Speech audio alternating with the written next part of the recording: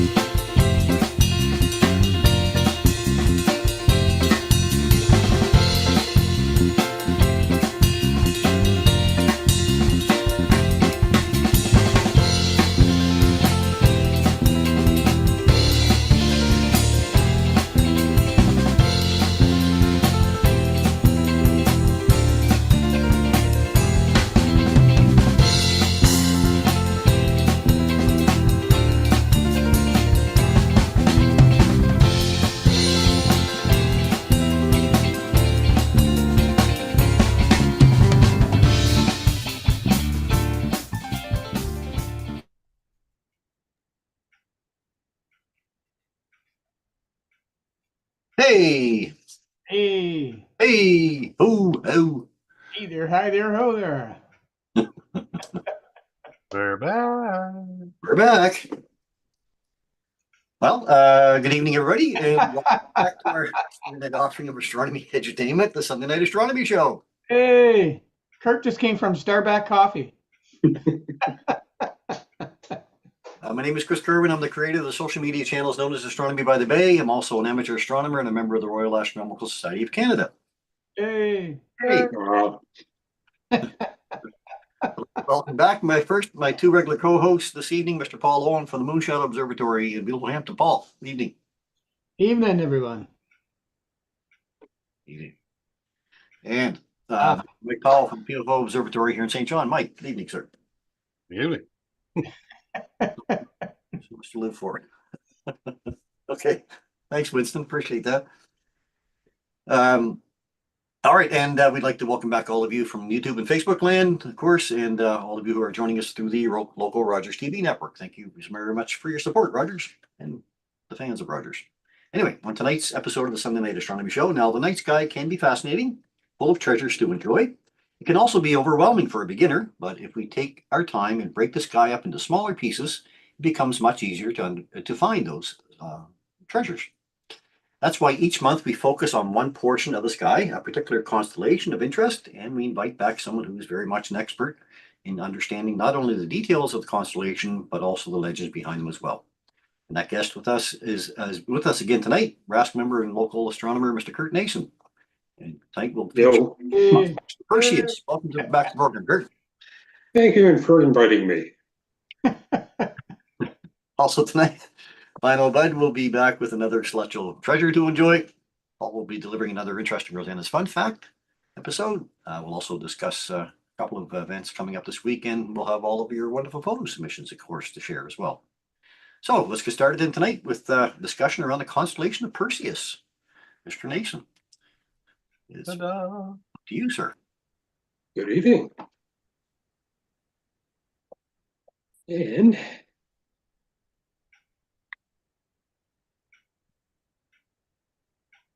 it's up. Okay, Perseus. You try to talk to kids in school. Now you mention Perseus and you get a blank stare, and then you say Percy Jackson, and they all perk up. It's all changed.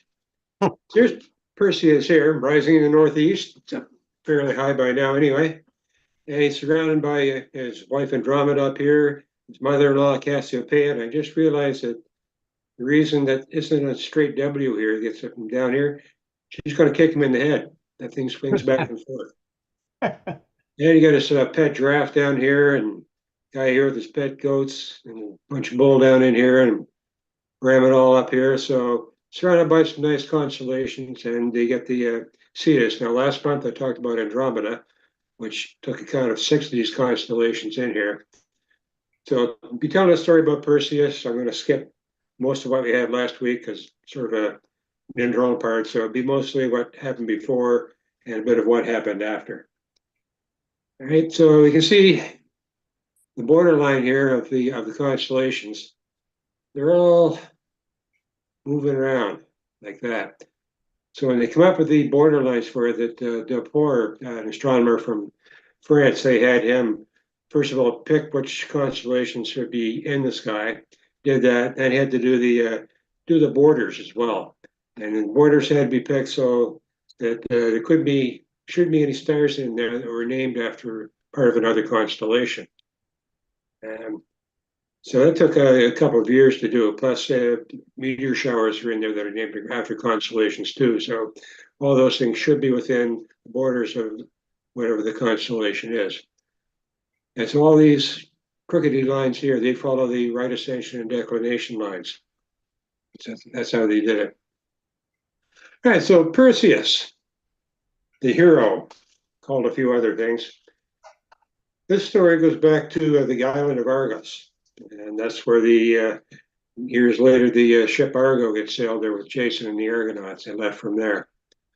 So in Argus, they had king had two sons, Acrisius and Proteus. So when the king died, it would be nice if the sons got along together and sort of split up the island, but they didn't. They were both quite greedy. So they had a battle, and Acrisius drove his brother Proteus off the island, so he became the king. So he had a chance then to relax. He'd never really get relaxed because there had been a prophecy from an oracle that Acrisius would lose his kingdom to his daughter's son, to his grandson. Now, he only had one kid, one daughter. Never heard about his wife or like that, but she apparently wasn't there. So he had one daughter, Dani. And so when he had that prophecy, he said, well, get away from that. I said, I'll make sure that nobody can see her. So he had her locked up. Somebody put her up in a tower. It was an impregnable tower. It was lined with brass. So nobody could get in there. So as long as she's there with no guys, well, then there wouldn't be any children from her and be no grandson to kill him or drive him from his kingdom. But up on Mount Olympus, there's wily old Zeus. And he had seen this happening and he was quite enamored with Dani, as he was with many other young ladies. So he changed himself into a shower of golden coins. Now, there must have been a coin slot on the top of the tower or something for him to get in that way. So he get in, had his way with her, and left, maybe out through the slot or somewhere else. I don't know. So that happened. And about 9 months later, the king hears some baby crying upstairs, up in the tower. So how did this happen? So he finds out his daughter Dani is a young boy. So he didn't really want to kill them, so he put them in this flimsy raft, and put them out to sea. And of course, Perseus, up in Mount Olympus, they knew that he was a son of Zeus, so the gods and goddesses are going to look after them, make sure nothing happens to them. So they sailed along in the sea, and they wound up on the shore of Seriphus, and they were found there by a fisherman. Dictys was his name. So he took them in and raised them. He more or less adopted the young girl as his daughter, and he raised Perseus. And Perseus grew up to be a strapping young lad, teenager, and he was quite famous, very, very strong, and very popular. And one time he had to go away on an errand to another different island. And while he was away, the king's wife there, king was Polydectes, and he's actually a brother to Dictys. And his wife died, and so he wanted another wife as soon as possible. He really did like the look of Dani, and actually he knew that she was a princess because she was the daughter of the king there on another island. So he asked her to marry him, but she said she didn't love him. She wasn't going to marry him. And he got angry about that, so he enslaved her, took her there. And when Perseus came back to the island of Seriphus, he found out that his mother had been kidnapped and enslaved by the king, and was off to kill the king. But his king's brother Dictys persuaded him and convinced him that no, I don't want him to kill my brother. So Perseus just went and rescued his mother and put her in the temple of Aphrodite, where she'd be looked after all the time. So the king wouldn't be able to get after her there. So the king knew that he wasn't going to have any rest to get that woman back as long as Perseus was around. So he decided to have a banquet, invite all the nobles to it. And banquets like this, everybody had to bring an expensive gift for the king. And he knew that the Perseus couldn't afford a gift like that. So he invited Perseus anyway. Perseus shows up, no gift. So the king made fun of him, belittled him. All the nobles made fun of him, ridiculed him. And he got very, very angry. And he says, I'll get you a present, he said. So I'm going to get you the Medusa and bring it back to you. Give you Medusa's head. While he was away on that island before, he'd had this dream. And the vision came to him in the dream of a woman with a helmet on and a spear and a big brass shield. And sort of once he came to and things got a little brighter to him, this vision talked to him and told him about, showed him a picture on her shield, this really ugly woman with snake's fur hair and very ugly eyes, and said, this is the Medusa. And at some point in your future, you're going to have to kill this person, or this monster. And so that he thought of that when he was at the banquet, people making fun of him. So he left the banquet, went off on a journey, and he prayed to Athena, the goddess of wisdom. And Athena came to him. Again, she was the one that came to him in the dream. She came to him in another vision with Hermes, who was the messenger of the gods. And she told him that where to find Medusa. It was in the north of in the Hesperides. In the north, he'd have to go there and find them. And so she gave him her shield, a highly polished shield, told him, you cannot look at Medusa or you'll turn to stone. You only can look at her in this highly polished shield, and you won't turn to stone. And Hermes gave him his slippers or his sandals with wings on them so he could fly, get around a lot quicker. And they gave him a magic sword as well. So he headed off to the north, flying on those sandals and getting up toward the deep north up there, and it's getting very cold and very foggy. And he comes across three women, and they're singing a song, and they had one eye and one tooth among the three of them. So they take turns passing the tooth and the eye back and forth as they sang. So he came down and asked them where to find the Hesperides. They wouldn't talk to him at all, and they just ignored him, and finally said, you don't tell me where that is, I'm going to take your eye on you. So they relented and told him, if you want to find out where the Hesperides is, you're going to have to go see Atlas. And Atlas is up in northern Africa. So he's up on his sandals again, and he flies off much farther south and comes to see Atlas, who is a Titan and a half brother of Zeus. And he was charged by Zeus with holding up the celestial sphere, which would be a very tough thing to hold up, even though he was a giant. And he told Perseus, yeah, I can maybe get you tell you where the Hesperides is. He said, but you don't want to go see Medusa unless you get this magic helmet. And that helmet is held in Hades, in the underworld. So Atlas had a message to go to Hades, pick up that helmet. So he brought it back, and so he gave the helmet to Perseus and said, before I give it to you, I want you to promise me, you go and you cut off the head of Medusa, you must come back here and show me Medusa's head so I can turn to stone, because I'm really tired holding up the sky for all these hundreds and thousands of years. So Perseus promised you to do that. We got the helmet, put on that magic helmet, and he got flying off and find the Hesperides, which are a little bit north of where Africa is. And he flew there, and eventually he got up in there, and then he could see Medusa with her two sisters. All right, so they're on the seashore. So he comes down. Now, there's no Perseus in this one. This is a different version of the story. So he comes down. He's got that helmet on, so he's invisible. He looks at Medusa in the shield with that magic sword. He comes down, cuts Medusa's head off, and puts it in the bag. And hopefully this is not too bad for the people at home. And he starts flying back. He flies back, first of all. He goes to see Atlas, shows him Medusa's head. Atlas turns to stone. It's North Africa. It actually becomes the Atlas Mountains in North Africa. That's where they came from. All right, then he's going to head back home there to Seriphus. And on his way there, he takes a shortcut. He's flying over Ethiopia. And that's where he sees Andromeda about to be eaten up by the monster. He comes down and shows the monster's head to the sea monster. Medusa's head changes that monster to stone. And then he comes down and meets her parents there, Cassiopeia and Cepheus, and asks for her hand in marriage. And they say yes, have a big wedding. And then in this story, eventually they head off back to Seriphus, sailing, chartered a boat, and has his new wife and has a pile of money now from because she's a princess, and they go back to Seriphus. And when they land there, it's been 7 years since he's been gone.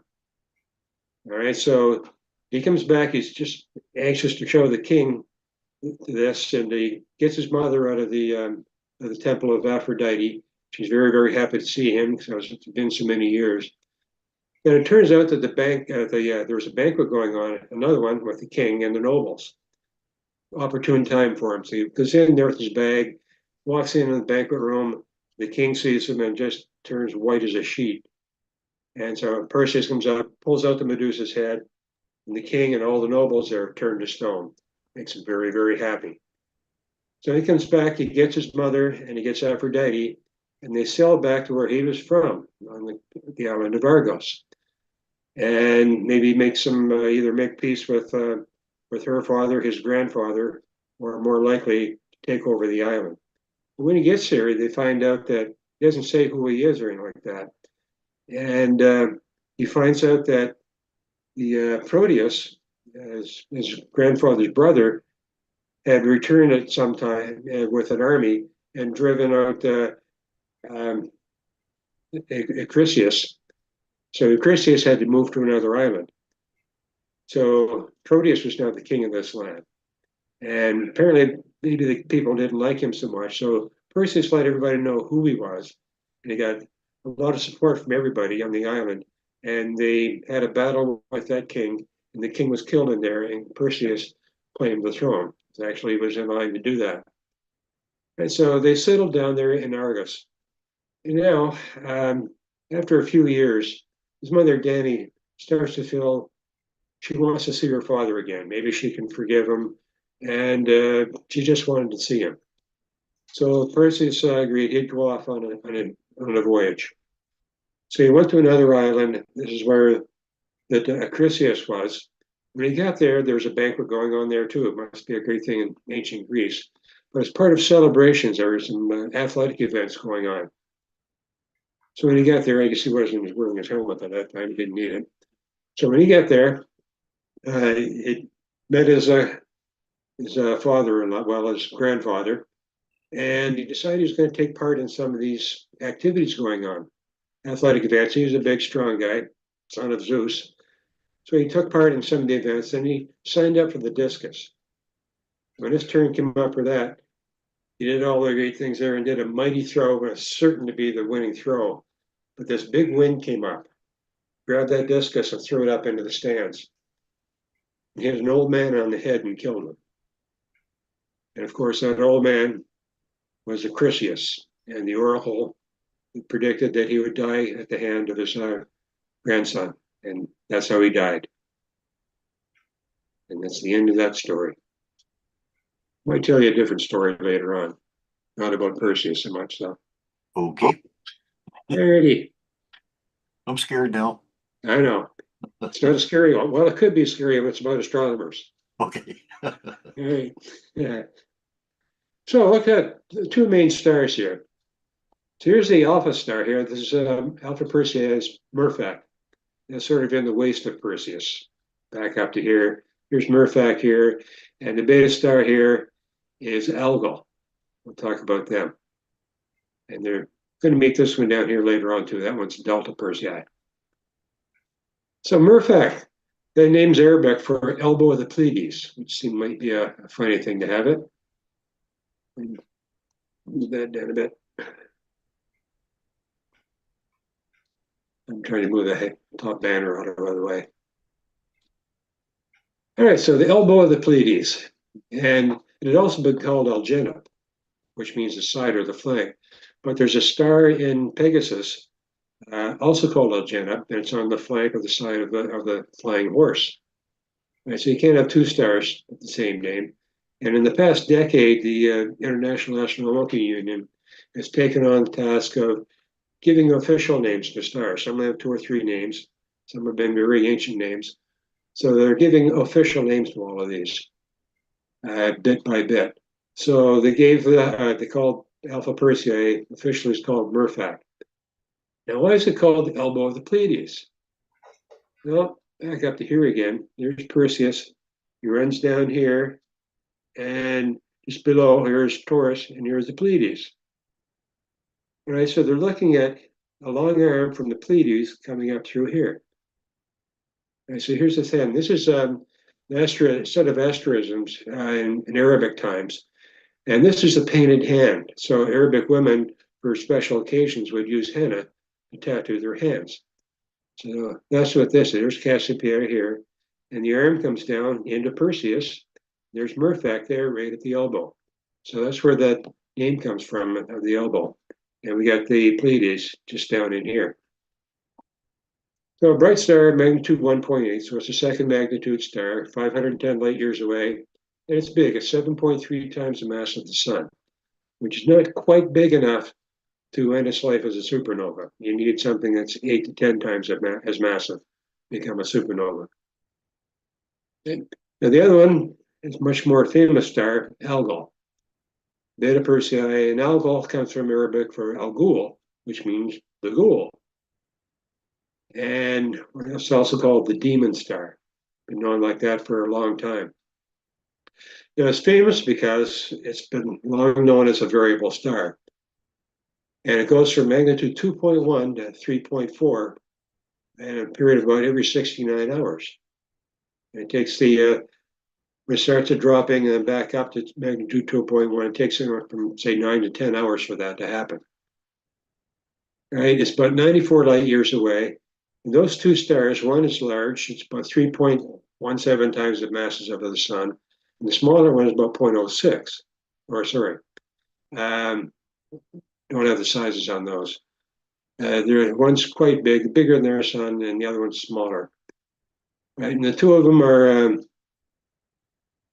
3.17, yes, this is their sizes, 3.17 times the mass of the sun and 0.7. And they're only 0.06 astronomically apart, which is about 9 million kilometers.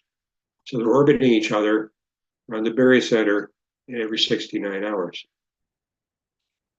So it's more of a rite of passage for amateur astronomers to go out. A couple of things is one, maybe do the Messier objects, see all of them.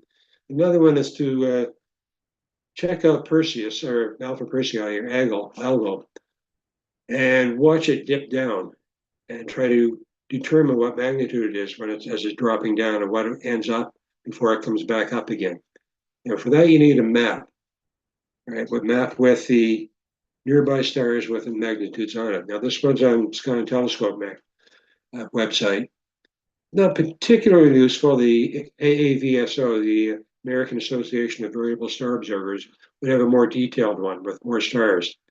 And typically on those ones, you'll see numbers. These ones here, magnitude 2.1 here for Gamma Andromedae here. Typically on these maps, they do not put in the decimal point because they can be confused with stars. So you'd see it on a map there in the AVSO as 221, which means 2.1. This one will show us 2.9, but you know that is 2.9. So you'd watch Algol starting at a 2.1, then watch it when it's dipping down. And then you can compare its brightness with the other ones around there and determine how bright it is. That seems to be within two stars, and you maybe just interpolate between the two of them to make a guess of what that is. So I did this once. We did it as a RAS project years ago. And so you get a chance to do this several times, every 3 days or so. Well, it might be 2 or 3 times a month when you get it in the evening or night sky. And actually, you have on the calendar we do the 2 or 3 times a month when you can you can see this dipping down, and the time it's on there is when it reaches its minimum. Right, so if you catch it in a couple hours either side, you get to see it. Even though it takes 9 or 10 hours, it drops very slowly at first, and it very quickly down at the end, and then it slows down as it's coming back up to its normal brightness again. It's actually a 3-star system, and they think there's at least maybe 2 other stars that are part of the same system. So the third one orbits the other 2 about once every 680 days. Okay, so that's those 2 stars. Now, a bit more in algal. That should be, normally this will, so you can do it again. Normally you can see these going around. Can't see it. Now, this was discovered as being variable by Montanari, Italian astronomer, in 1667. And there are indications that it's seen, for hundreds of years before that, but nothing definite. So he discovered it in 1667. A century later, John Goodrick had come up with an idea of why it was happening. The 2 stars were in line of sight with Earth, and one would block the other. And it was proven in the 1880s by spectroscopy. Yes, that's what was happening. You can see the Doppler shift of the 2 stars. And so these 2 were orbiting. So when this one moves in front of this one, it's blocking most of the brighter light. And that's when it drops. When this one moves in front of this one, it's a very, very subtle one. It's not one you see visibly, but they can pick it up with spectroscopy. Yeah, let's see what we got here for things to see. So we've got 2 messy objects here. It's M34. It's an open cluster called the spiral cluster. All right, magnitude 5.2, so it's fairly bright. 35 arc minutes. It's just a little bit bigger than the moon. And here's a picture of it down here. I don't see a spiral here, but looking at it like this, I do see 2 eyes and a couple of arms coming out here. I don't see that as a spiral. I see that as a rock'em sock'em robot. Looks just like one. All right, so that's an easy one to pick out. Now to see it, it's up in here. So if you go from Murphac down to Algol, maybe come up with a right angle, and you see this 4-degree circle here from Telrad. So it's roughly 5 degrees if you come down and up 5 degrees, and it will put you in the area of M34, certainly within your finder scope. The other way of doing it, what I normally do is go from Algol to Almach up here, Gamma Andromedae on the end of the brighter part of Andromeda's leg, and go not quite halfway up and cut a little bit to the left and find M34 that way. There's another one, M76, planetary nebula called the Little Dumbbell. All right, and you can see a picture of it here. It's got about magnitude 10.1. I can pick you need a telescope to pick it up. It's just over an arc minute in size. The telescope picks it up quite nicely. And you see it's got 2 NGC numbers, 650 and 651. So the 2 lobes on here was first discovered, there was only 1 lobe seen, the other one's fainter. But then, so you got its NGC number, and then after that, it was observed with a better telescope, and they could see the other lobe, so it was given a second name, or a second number. Right, it's up here. Here's the foot of Andromeda in here. It's maybe a good way to jump off. And so we can, if you go to Almach here again, Gamma Andromedae, and you see that's probably M76 is probably maybe 8 degrees away from Almach. Maybe come down this way, cut a right angle up into here. Perhaps a better way to see it, there are 2 lines that make an Andromeda. So Almach's in the brighter line, but the one above it, you follow that one down, and this is the end of it right here. So M76 is very close to that. So it might be a better way to pick it up. Down to the end of the dimmer part of Andromeda's legs, pick it that way. Now we've got 3 finest NGCs. And one is what most of us have seen, the double cluster. It's number 17 on the Alan Dyer's finest NGCs. It's also called H and Chi Persei. It's also number 14 in the Caldwell catalog of Patrick Moore. Magnitude 5, each of the 2 clusters, and each one's about the size of the moon. Full moon, quarter moon, crescent moon, they're all the same size, just not quite as lit up.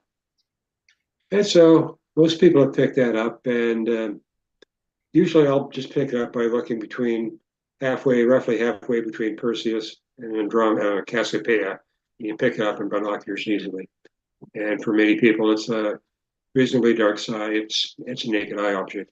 I've picked it up naked eye from my deck before, and on Bortle 6. Now, if you're there looking at it, see this string of stars going out of there?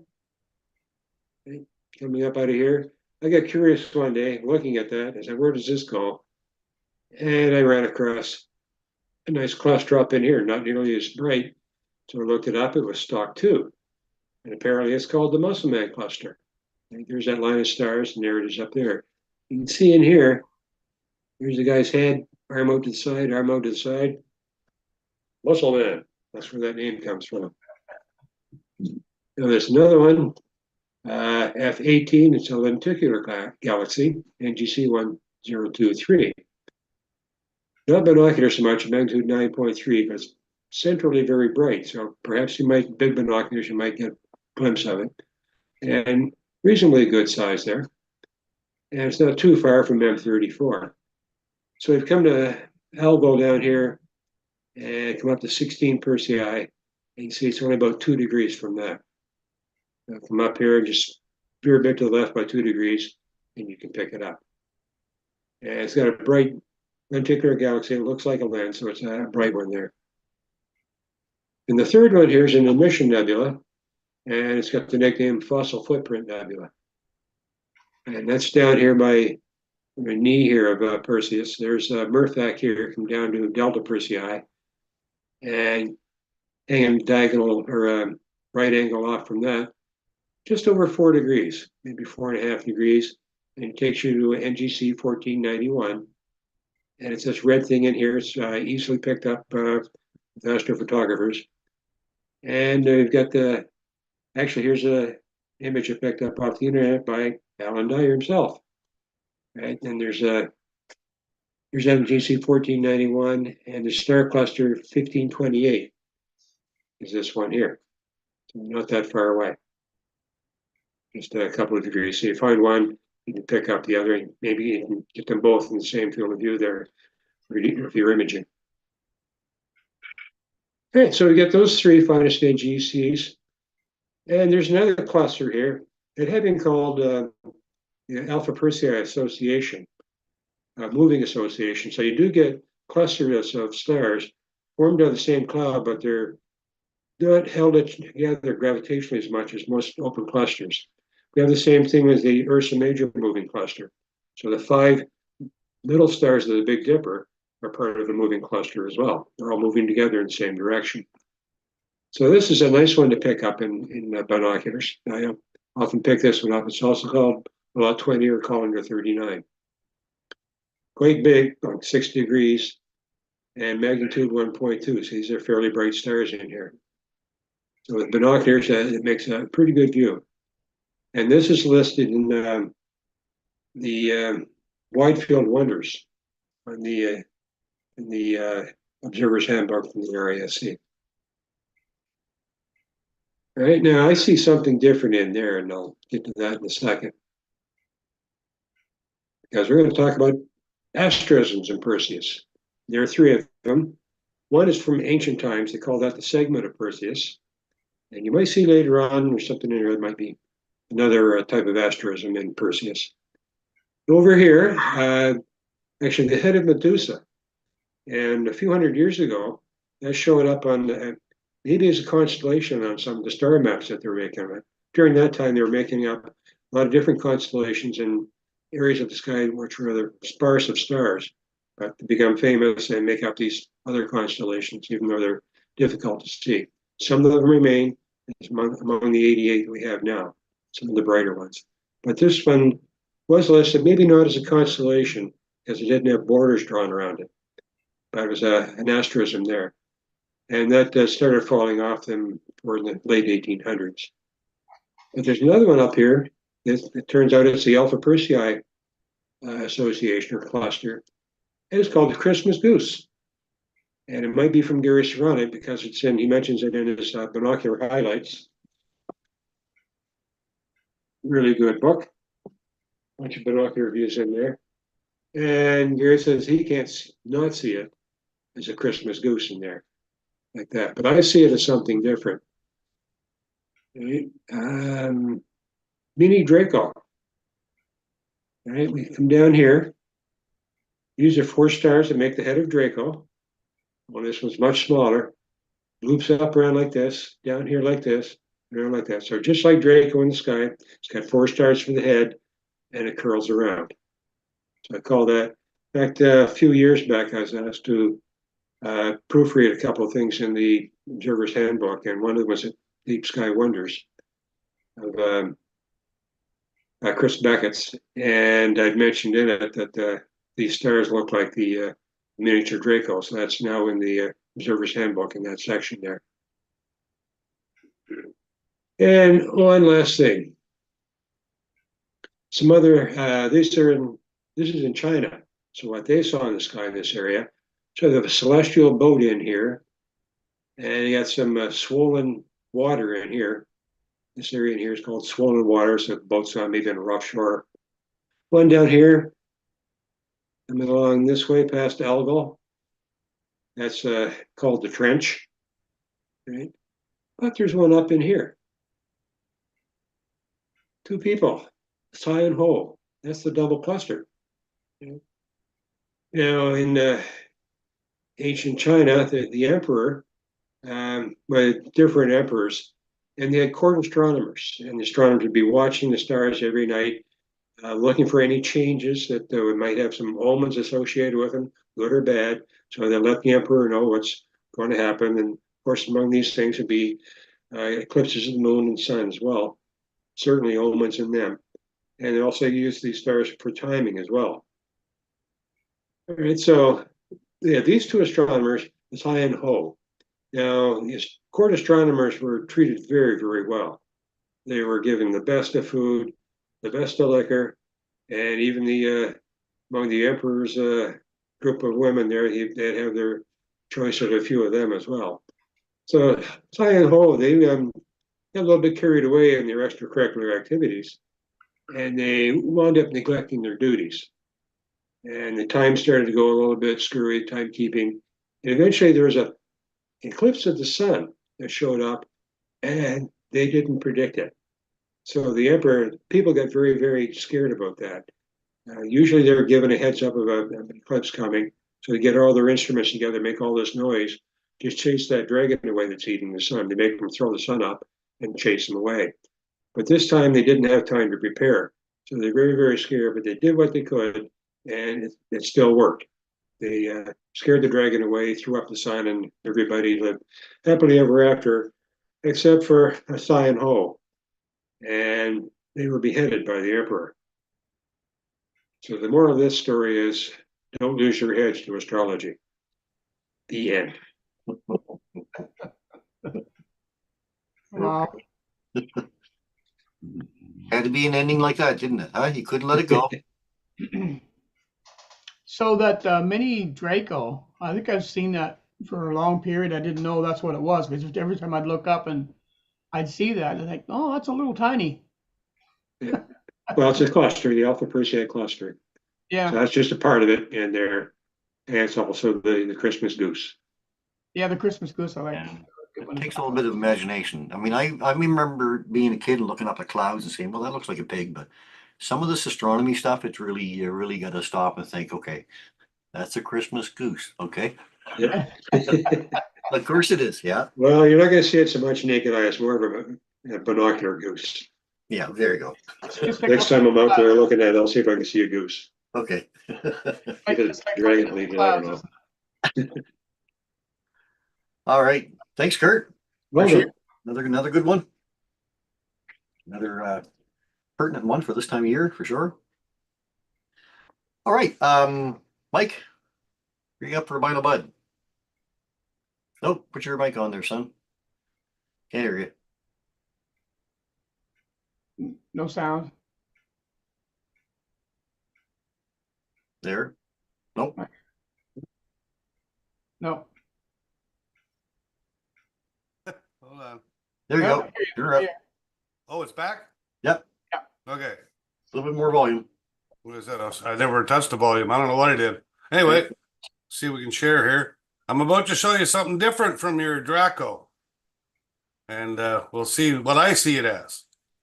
So I was out the other night. I came across with my binoculars. I spotted this thing and I turned it into a Bino Bud target. So my Bino target of the week this week, I'm going to call it the Serpent in Perseus. So looking up at the constellation Perseus, find the bright star Alpha Persei or Mirific. Using Mirific as the head of the serpent, not the tail. Follow the winding body through several bright stars all the way to the tail, and this will be known from now on by me as the Serpent of Perseus. So how do I find it in the sky? Well, tonight you go out 10 o'clock, orient yourself 60 degrees northeast, look up and you will see Perseus and the bright star Mirific. You can't miss it, it's the brightest star. If you want to get in a little closer, there's Mirific. Don't worry about this time. I forgot to take that out of there. But look at that as a head and follow the body that snakes around all like this. And that becomes the Serpent of Perseus. And there's a photo I took of it last night. There's the head. It comes around, goes down and around, just like a serpent, like this, exactly. Look at that. The head, follow the body all the way around. Now you got the Serpent of Perseus. 10 by 50 binoculars. She's pretty big. About, 4 or 5 degrees across, if not a little bit more. So it's a simple target once you find Mirific to follow that snaking body all the way through. And that, from now on, for me, is going to be known as the Serpent of Perseus. Compared to the full moon, I don't know, 8 full moons across or 5 full moons across, she's pretty big. And here we go to keep in touch with the subject tonight. Why are serpents hard to fool? Because you can't pull their leg. Ah, wagga, wagga. That's Binocular Target of the Week by Bino Bud. That's a bad place for a goose to be. Yeah, That is. You're right. Well, isn't that something? there you go. The Serpent and Perseus. That could go in those binocular books. Sammy the Snake. The reprint. I'm here to confess. All right. How about Rosanna's fun fact next, Paul? Oh, sure. That's Rosanna get first this week. Let me see if I can find it first. I got to make it happen first. It never wants to happen for me. There it is. All right, let's see if I can make this thing share now. That'll be my next thing. Share screen. There we go. And get this over here. And this is this week's Rosanna's Fun Fact. Well, welcome back, Rosanna, for another great week of Rosanna's Fun Facts. And as usual, this is a fun fact. This is actually an extension of the last 3 that we've done. And this is kind of a little journey that Rosanna's taken us on, and it's really becoming quite interesting. So let's get started. So Rosanna writes, hi, Paul. Over the last few shows, we followed the ups and downs of planning and carrying out the Osiris Rex's mission. Just like a movie sequel, there is something bigger, grander, and more complex in the works. Now, let me just see if I can get my picture up here first. Just give me a second to make this work. There we go. So back in 2021, a stellar group of top planetary scientists was chosen to head up a committee called Voyage 2050. Their mission, which they chose to accept, was to analyze the scientific merits of visiting various moons of Jupiter or Saturn and help the European Space Agency map roads towards innovative technical solutions that would make such a mission possible. So this is the final recommendations from the Voyager 2050 from the senior committee. And those are some of the things. So the final recommendations came out last March, and a new mission has been decided upon with tentative launch date of 2040. The first place winner is, can anyone guess from this artistic view? Of course, I can't hear them, so I'm assuming they either didn't guess or they all guessed wrong. This is Enceladus. Now, aiming for transformational science and considering the characteristics of each moon and future planned missions to Jupiter and Saturn's ocean worlds, the scientists identified Saturn's moon Enceladus as the most compelling target, followed by Saturn's moon Titan, and then Jupiter's moon Europa. Now, here is the Enceladus. Good God. Enceladus. Yeah, that's it. There Enceladus. you go. I'll use that as seen by Cassini. So this is a bunch of different angles of it, seen by the spacecraft Cassini. So no space agency has ever landed on little Enceladus, and yet it has enormous potential for new science, particularly in the realm of habitability. By following what could be the ESA's credo of AAA, which is ambitious but achievable always, in June of this year, the planning stages of the mission had begun. And so Enceladus, there we go, has received the mention before, but now suddenly this moon has crept into the wow category. Enceladus is a tiny world, a mere 310 miles in diameter, and one of 146 moons that orbit Saturn. Until just recently, it was considered to be one of the least interesting moons in the solar system, but it has become a hot astronomical attraction. Scientists have discovered that it offers one of the best prospects of finding life on another world in our solar system. Interesting, indeed. It will be an extraordinarily taxing project. Apart from the colossal distance the probe will have to travel, it will need huge reserves of fuel to maneuver itself into orbit around Enceladus and then land on the ice-coated surface. And we thought Osiris-Rex was a challenge. So here's kind of what they have in mind. There's a lot of stuff going on here, as you can see. Nevertheless, the prospect of studying the little moon is exciting for astronomers who have discovered that Enceladus, first observed by William Herschel in 1789, possesses geysers that regularly erupt from the surface and spray water. Yes, water into space. Even more astonishing, these plumes contain, complex organic compounds, including propane and ethane. So here's kind of the breakdown of Enceladus. And so basically, this is the ice crystal thickness, which varies at different latitudes. And it's a little bit thinner at the poles, as you can see, quite thick in the center and thinner up there. Porous rocky core passively absorbs salt, ocean water. So this is the core here, and it absorbs the water. Gravitationally, friction caused by Saturn's mass creates the tidal heating.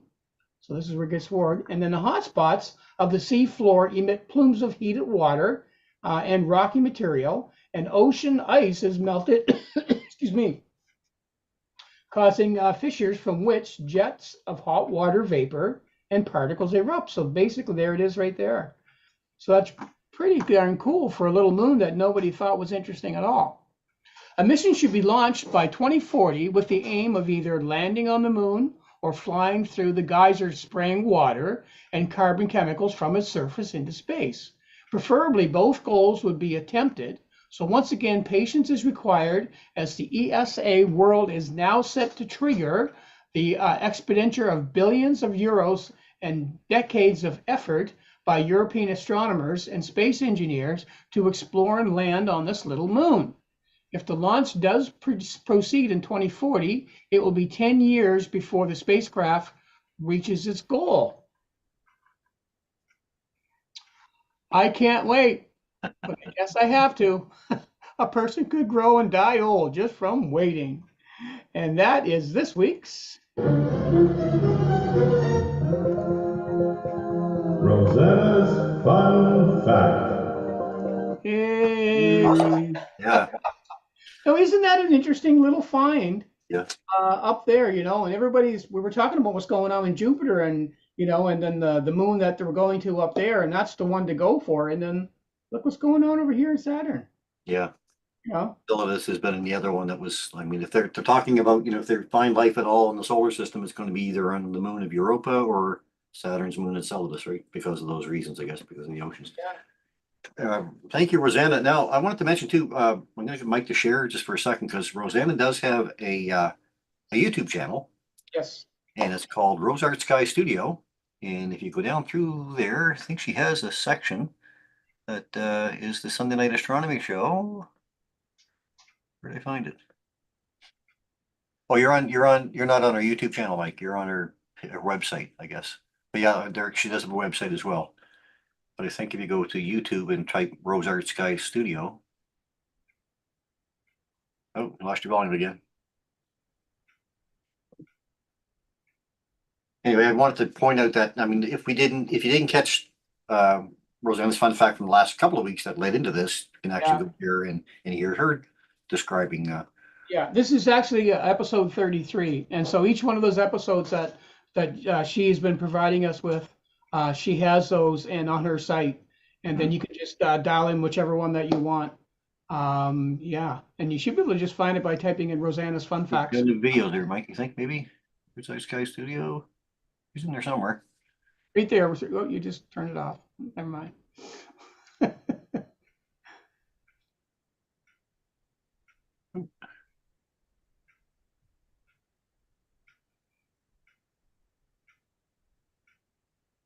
And click videos there. Will that give it to you? Right under where it says Rose Art Sky Studio, right over to videos. Out to your right. There you go. And right there. There you go. So there's all her videos for the Sunday Night Astronomy Show. Yep. So yeah, you can drop into her channel there at Rose Art Sky Studio and on YouTube and get the fun facts right there. Yeah. Awesome. Yeah. Yeah. So she's a Mike. very, very talented lady. She does a lot of stuff, and she does it very, very well. So, but this is just one of the things that she's interested in. And as you can see with the stuff that she provides us, you know, she whatever she gets into in a big way. So we're very thankful to have Rosanna with us. Yep. And yeah, and these fun facts are just exactly what they are. They're a whole lot of fun, and we really appreciate all the time and effort that she puts into. You've always been the fourth musketeer for sure. Yeah, absolutely. Well, actually, Yeah. and Kurt's the fifth. Okay, it's Kurt the fifth. Well, yeah, we'll make Kurt the fifth. The Revenge of the Fifth. Quarter of the time. Hear me now? I hear you now. Yeah. There you go. I don't know what's going on with the sound on this thing. I haven't touched anything. It's funny. Okay. Just something funky. Yeah, Put it to sleep. I've been hacked. Yeah, Just that comet dust that's dropping in your house. That's all. it could be. I wish it would. I'd be rich. Same with aliens. Come on down. That's right. Okay, I'm gonna get some photos going here. Let's bring up over here. Hang on a second. Talk amongst yourselves. Oh, sure. Now that I can hear myself. Peas and carrots, peas and carrots, peas and carrots, Onions and carrots. peas and carrots. I'm getting that numbers. Okay. Don't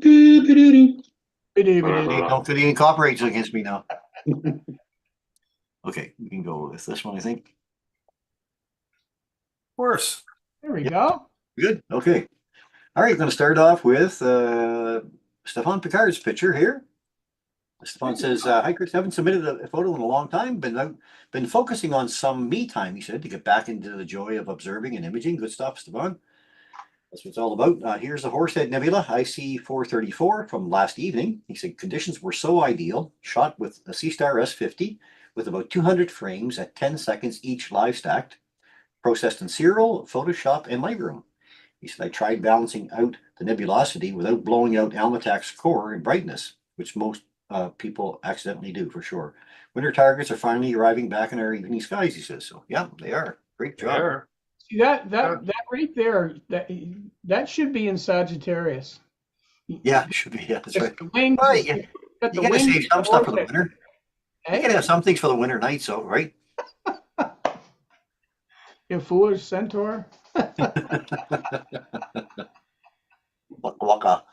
All right. Thanks for that, Stefan. I'm going to go over now to David Smart's pictures. He sent me in a number of them, but I got a few here to share for sure. There are some various captures of the comet that he's captured here through his C-Star and the Dwarf 3 that he's using, or Dwarf 2. There's a sea star capture. So still getting some nice images. Yeah, doing a good It's job. nice to capture the moon that he sent in. Beauty.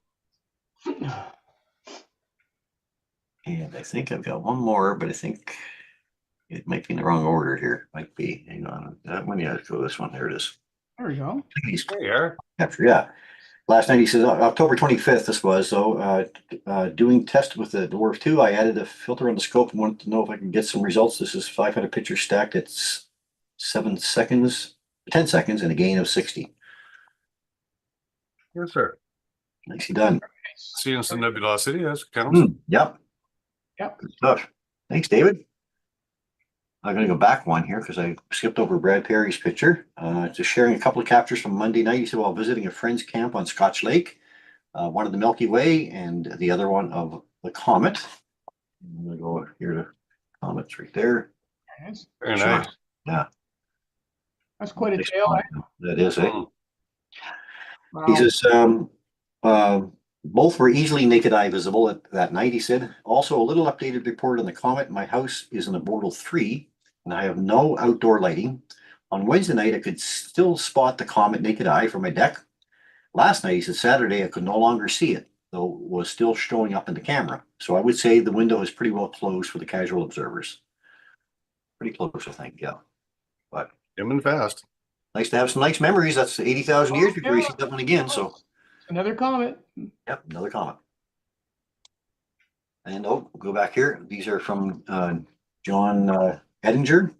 Couple of captures he got right here. And another Yes, one sir. here. Yes, sir. I think they were smartphone captures, pretty sure. Bill. Nice. Yeah, it's still nice. You're right. Let me see where I am. Oh, okay, I think I'm on Kathy Adams next. Kathy Adams captured the flame in the horse head there. There you go. Yes, sir. 90 minutes, she said, integration time, 15-second subs with my Dwarf 3. Now, that's a new toy out, I guess, now. New one, yeah. Matching the Sea Star, maybe even a little better.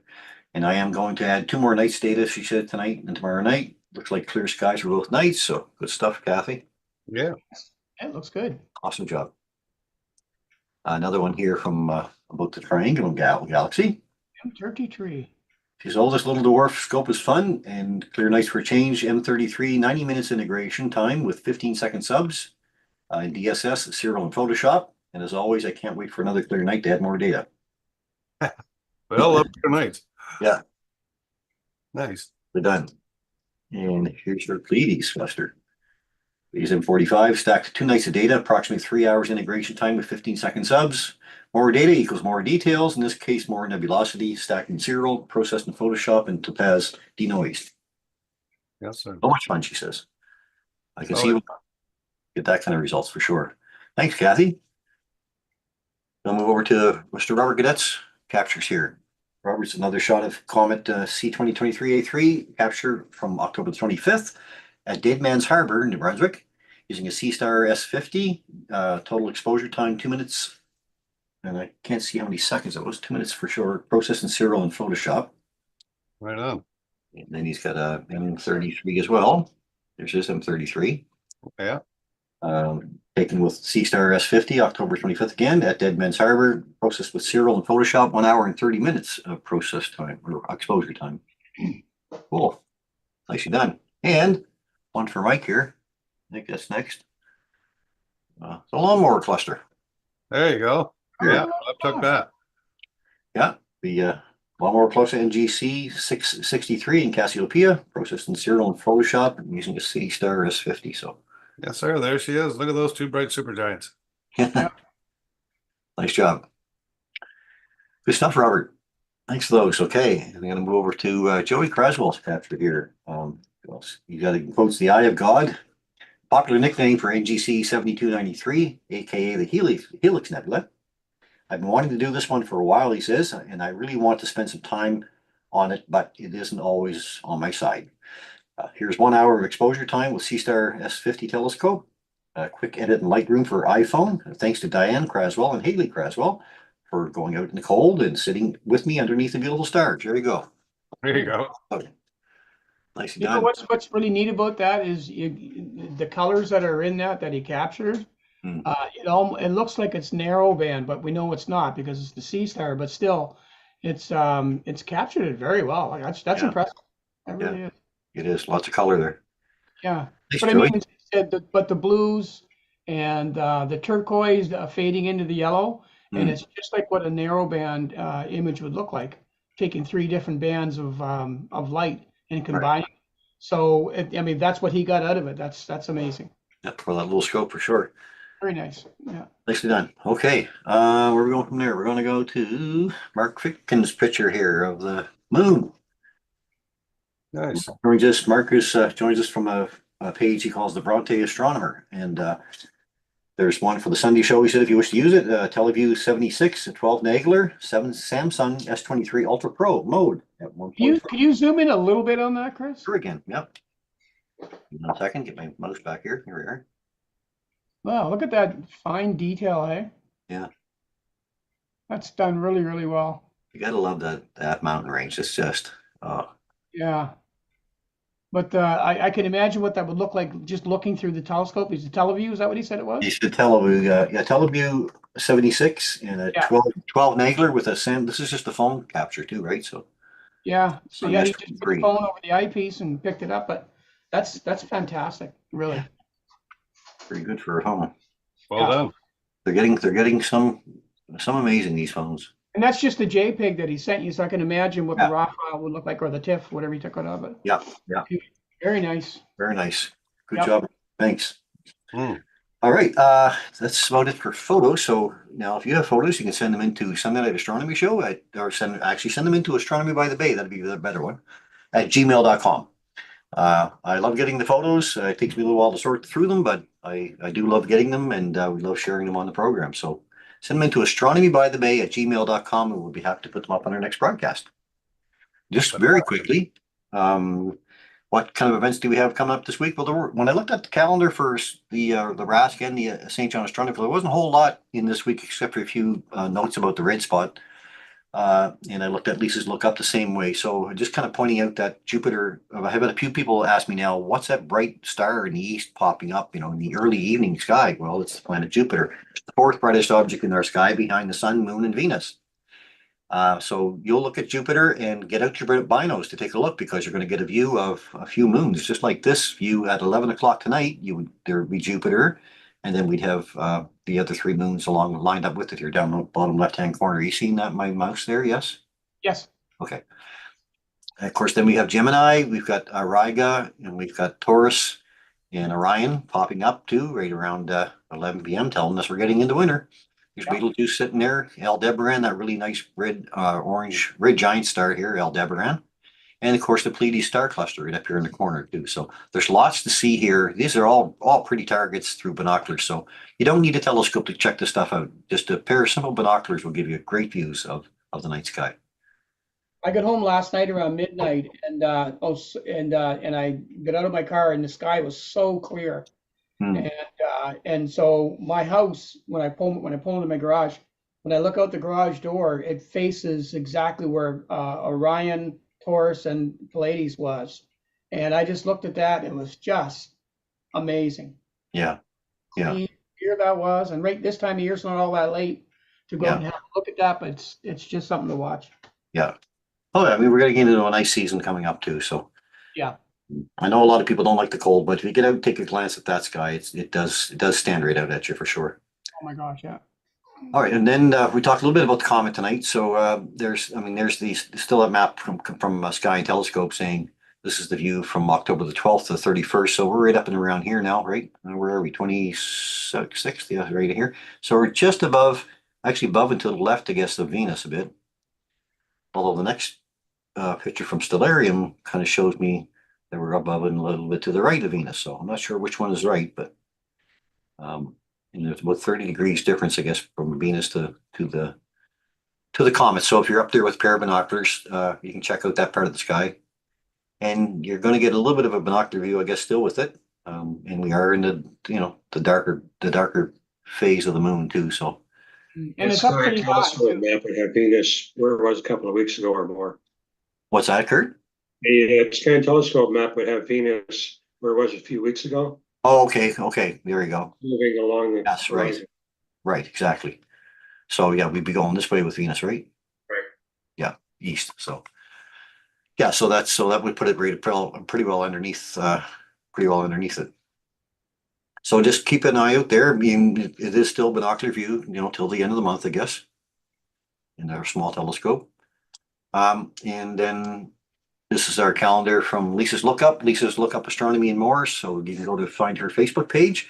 You can follow her at Ruby Moonbeams on Instagram, X, Mastodon, and Facebook. And she lists the events for the month. And I should be getting her November calendar coming up pretty soon, I expect, Lisa. The events for October, the dates of those events, the peak times for those events, and she lists the seeing tools, naked eye, binoculars, or telescope. Again, you can find her at Ruby Moonbeams on Instagram, X, Mastodon, and Facebook, and now on Threads too. So thanks, Lisa.